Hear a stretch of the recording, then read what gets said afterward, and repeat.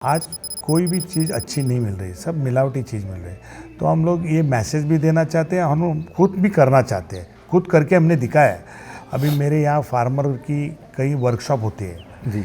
यहाँ आजू बाजू के फार्मर लोग आते हैं, हमसे पूछते हैं कैसे गाय से आप खेती करते, आप यूरिया नहीं डालते, डीएपी नहीं डालते। तो मैंने बताया ये गाय के गोबर से गुड़ बेसन डाल के हम लोग जीवामृत बनाते हैं, वेस्ट डिकम्पोजर बनाते हैं। जो गवर्नमेंट ऑफ इंडिया ने एक 20 रुपए की बॉटल है वेस्ट डिकम्पोजर, डॉक्टर चंद्रा करके उन्होंने रिसर्च किया हुआ है, वो मल्टीप्लाई है, उसमें करोड़ों जीवाणु आते हैं।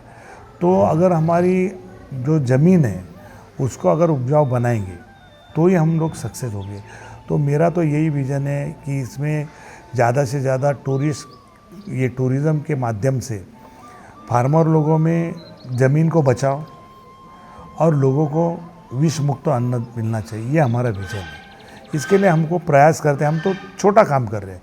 जैसे कि अभी बहुत मोमेंट पे कई लोग 60% के ऊपर ज़मीन ख़राब हो गई है, अभी उसको वापस लाना है तो 100% आप ऑर्गेनिक फार्मिंग करेंगे तो नहीं होने वाला है। उसको उसकी आदत जो लगी है, जैसे अपन बोलते हैं ना, हम चाय पीते हैं तो हमको चाय पीने के बिना हमारा दिन नहीं चालू होता, वैसे वो ज़मीन को भी हुआ है।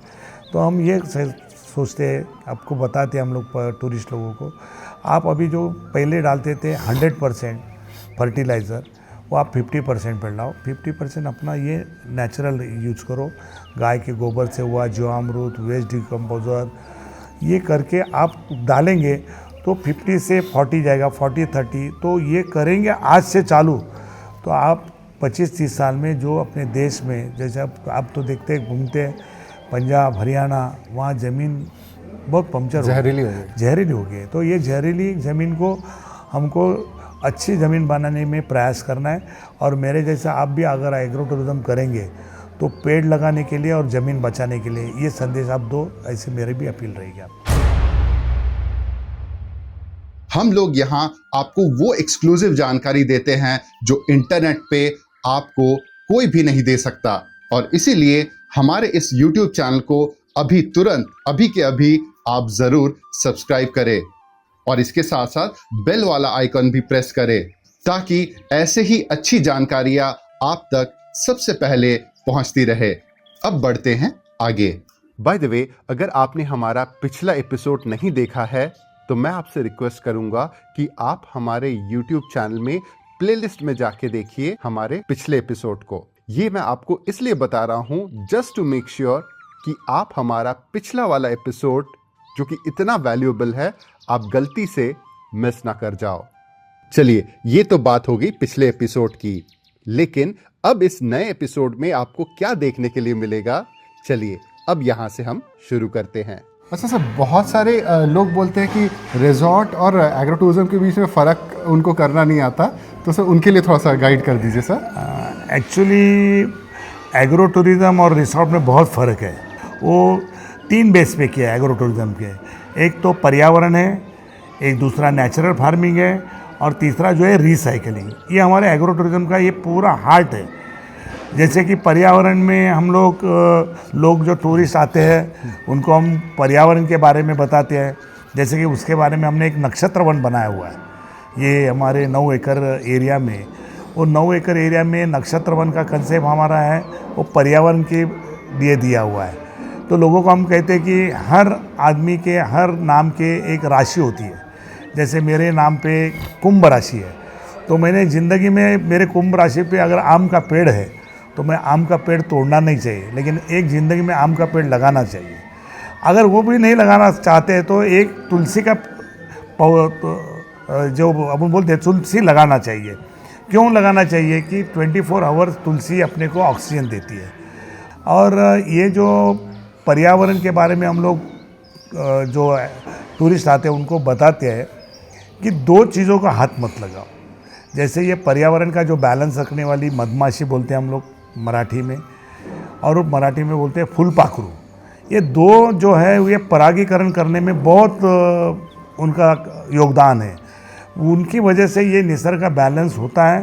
तो उनको कुछ यानी कि उनको कुछ भी ये मत करो, उनका बढ़ावा होना चाहिए। इसके लिए उनको जैसे कि फूल लगाना चाहिए, जैसे कि फल लगाना चाहिए, तो उनकी संख्या बढ़ती जाएगी और आगे के लिए अपने को ऑक्सीजन और नेचुरल फार्मिंग के लिए भी उसका यूज़ हो जाएगा। राइट। मतलब इंसान अनप्रेडिक्टेबल है। अनप्रिडिक्टेबल है, एक है में भले स्टैंड आप- बाय चाहिए। जी, स्टैंड बाय मतलब अगर आपको भले आपको चाहिए या ना चाहिए। नहीं होगा ना तो चल सकता है, राइट। क्योंकि उसको मालूम रहता है, सीख लेता है असिस्टेंट को। चलिए अब मैं आपको बताता हूं कि जो हमारे पेइंग मेंबर्स हैं उनको ऐसा क्या मिल रहा है जो नॉन पेइंग मेंबर्स को नहीं मिल पाएगा।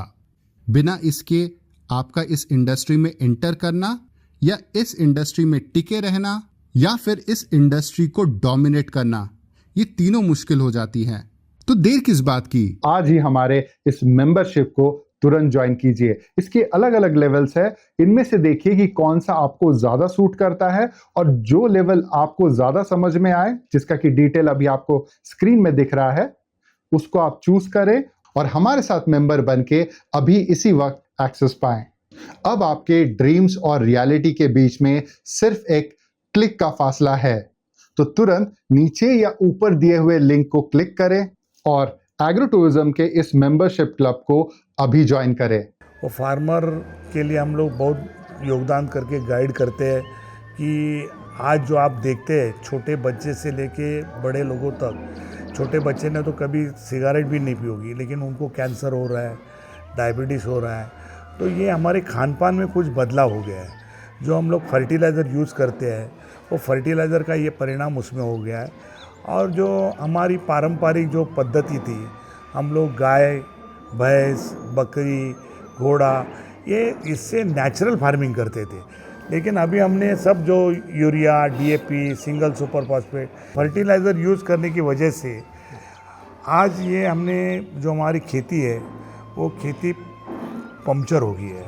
आज वो खेती से उतना जो जितना खाना आना चाहिए पौष्टिक और विष मुक्त आना चाहिए वो होता नहीं है। तो मुझे तो लगता है कि इसमें हम लोग मैं काम कर रहा हूँ। गोबर है, गोमूत्र है, घी है, ताक है और अपना दूध है, ये पंचगव्य से हम लोग पारंपरिक पद्धति से खेती करते हैं। वो जो पहले जो करते थे लोग, वो आज मैं लोगों को बताता हूँ। ये मेरे को बहुत अच्छा लगता है कि हम लोग उसमें जागरूकता ला रहे हैं, हम लोगों को बता रहे हैं। जैसे हम बच्चों को पूछते हैं कभी कभी, वो जब भी आते हैं तो ये क्या है, तो गाय है, तो वो हम लोग बोलते हैं गाय है, लेकिन वो बोलता है काऊ है, तो हम बोलते हैं ये काऊ नहीं है, ये गाय है, हमारी गौ माता है। कि ये गाय और ये जर्सी और एचएफ ये हमारी गाय नहीं है। तो उनको बताते हैं कि इसमें नस्ल कितना है। तो हमारा ये गाय के ऊपर बहुत हमारा काम चलता है। तो हमारे यहाँ अभी दूध जो आता है वो गवर्नमेंट ऑफ इंडिया और आप सुप्रीम कोर्ट का अगर मैटर देखेंगे तो करीबन 64% दूध डुप्लीकेट आ रहा है। इसका मतलब है कि हमारी जो ज़्यादा ज़रूरत है छोटे बच्चे से लेके मेरे जैसे सीनियर सिटीजन, उसमें अगर ये होगा तो अपना ये आयुष्मान बढ़ेगा नहीं। इसके लिए हम लोग ये गाय के ज़रिए से हम लोग नेचुरल फार्मिंग का इसका मैसेज देना टूरिस्ट और पब्लिक के लिए हम लोग करते हैं, फार्मर के लिए ज़्यादा। तो उसमें ज़्यादा हम लोग फोकस हमारा यही है, जैसे मैंने पहले बताया था पर्यावरण का, रिसाइकलिंग और नेचुरल फार्मिंग। इसमें हम लोग रिसाइकल में हम लोग बताते हैं, हम लोग प्लास्टिक इतना यूज़ करते हैं, सब कुछ यूज़ करते हैं, लेकिन वो कभी भी डिस्पोज नहीं होता है, डिग्रेड नहीं होता है। तो उसके लिए हम लोग वो मैसेज देते हैं कि बाबा इसका कम से कम आप यूज़ करो। और जैसे हमने पुराने, जैसे हमारी थैली थी, जैसे कागज़ के बैग से, उसका हम लोग मैसेज देते हैं और पर्यावरण का बचाने के लिए काम करते हैं। आज इतनी फार्मर लोगों में उसका प्रभाव हो गया है, उसके दिमाग में बढ़ गया है। वो यूरिया नहीं डालेगा खेत में तो रात भर सोता नहीं है। इसका इतना अपने ऊपर ये नेगेटिव इफेक्ट अपने ऊपर हो गया है। वो अपने को बदलाव होना चाहिए और नेचुरल फार्मिंग की तरफ छोटे अपन अगर प्रयास करेंगे तो इसमें बदलाव आगे आ सकता है। और मेरे को आपके जरिए से दर्शकों को ये भी कहूँगा, जो नेचुरल फार्मिंग करते हैं ना, उसको आप दाम दो। आप अगर उसको दाम नहीं देंगे वो कोई नहीं करेगा। जैसे सस्टेनेबल नहीं हो पाएगा, सस्टेनेबल नहीं होगा। और उसमें आप देखो, पानी का एक बॉटल लेते हो, पूछते हो दुकानदार को होता है 20 रुपया तुरंत निकाल के देते हो। लेकिन आप ये क्यों नहीं सोचते कि बाबा इसने नेचुरल फार्मिंग करके नेचर से जुड़ा हुआ फार्मिंग किया हुआ है, इसका अगर टमाटर 30 रुपया किलो है तो इसको मेरे को 30 रुपया देना है, तो आप बोलेंगे ये 20 क्यों नहीं। ये अगर बार्गेनिंग करेंगे तो कोई भी ऑर्गेनिक फार्मिंग नहीं करेगा और ये आगे नहीं बढ़ेगा। वैसे सर जो लोग आपके ऐसा स्मार्ट मूव लेंगे, जो एग्रो टूरिज्म के साथ अपना स्मार्ट ये जो ऑर्गेनिक फार्मिंग या नेचुरल फार्मिंग करेंगे, उनको कुछ ग्रोथ मिलेगा सर? 100% मिलेगा। देखो आज अभी ट्रेंड बदला हुआ है, लोग सोमवार से लेकर शुक्रवार तक कभी सैटरडे संडे आता है ये सोचते हैं। आज लोग सैटरडे संडे घर में बैठना नहीं चाहते हैं, वो ऐसी जगह ढूंढते हैं जहाँ शांति मिले। तो मैं तो अपील करूँगा कि इस एग्रो टूरिज्म में ज़्यादा से ज़्यादा लोग आने चाहिए, ज़्यादा से ज़्यादा लोगों को सर्विस देना चाहिए। ये अपने को तो मन शांति तो मिलेगी, लेकिन उनको आयुष्मान बनाने, उनको आनंदी रखने में जन सेवा का भी काम इसमें हो जाएगा। अगर किसी के पास लैंड या एग्जिस्टिंग फार्म हो और प्रॉपर रिटर्न नहीं मिल रहा है, तो प्रॉब्लम सिर्फ एसेट की नहीं होती। कभी कभी प्रॉब्लम मॉडल फिट की होती है, कभी मोनेटाइजेशन थिंकिंग की होती है, कभी डायरेक्शन की होती है।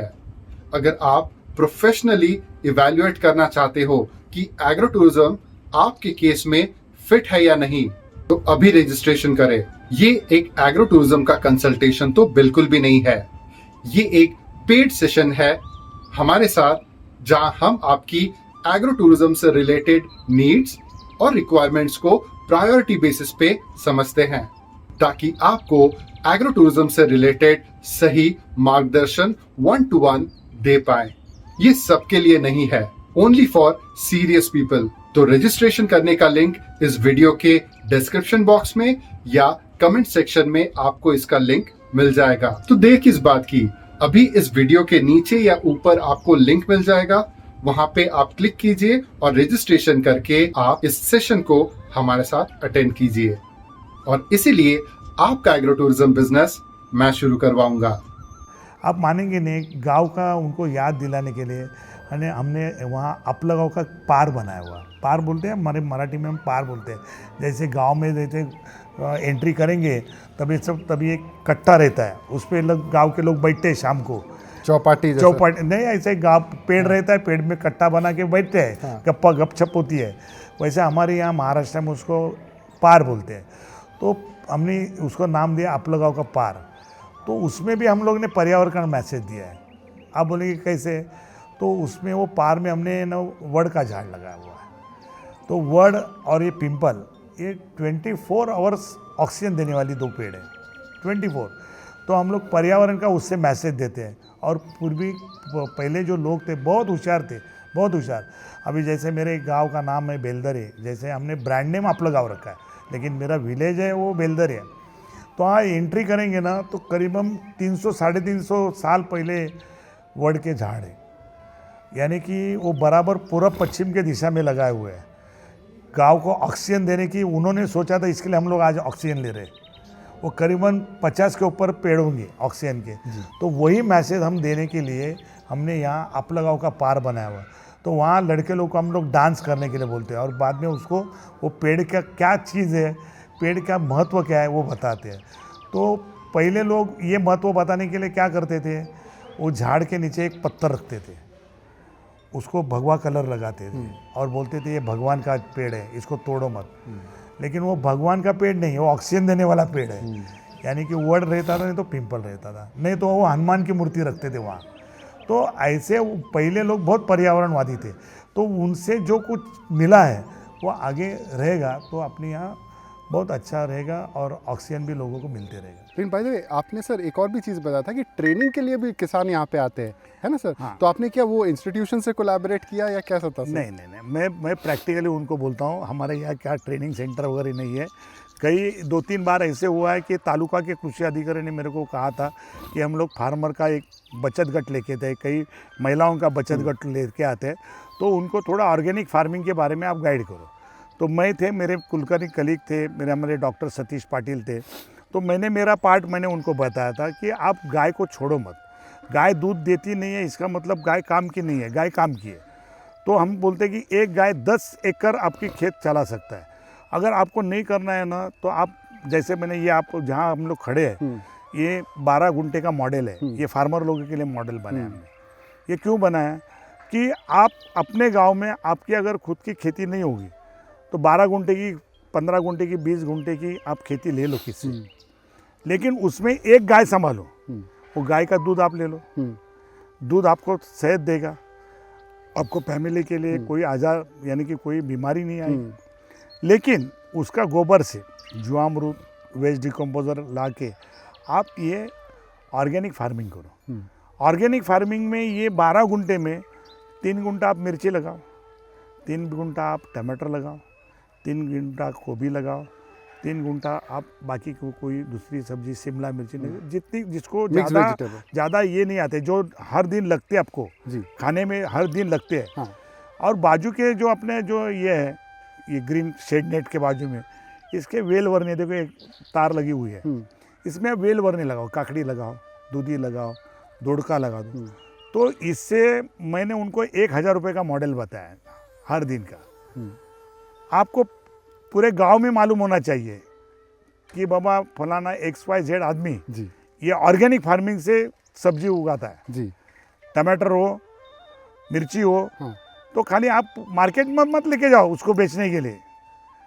एक एक क्रेट निकालो, मोटरसाइकिल पे पीछे डाल दो, अपने गांव में बेचो, बाजू के गांव में बेचो। लेकिन वो लेने वाले को मालूम होना चाहिए कि 100% ये ऑर्गेनिक फार्मिंग करता है। जी। तो आपको 20 रुपये का 30 रुपये देगा, आप उससे 1000 रुपया दिन का कमाएंगे तो महीने का 30 रुपये होगा। जी जी जी।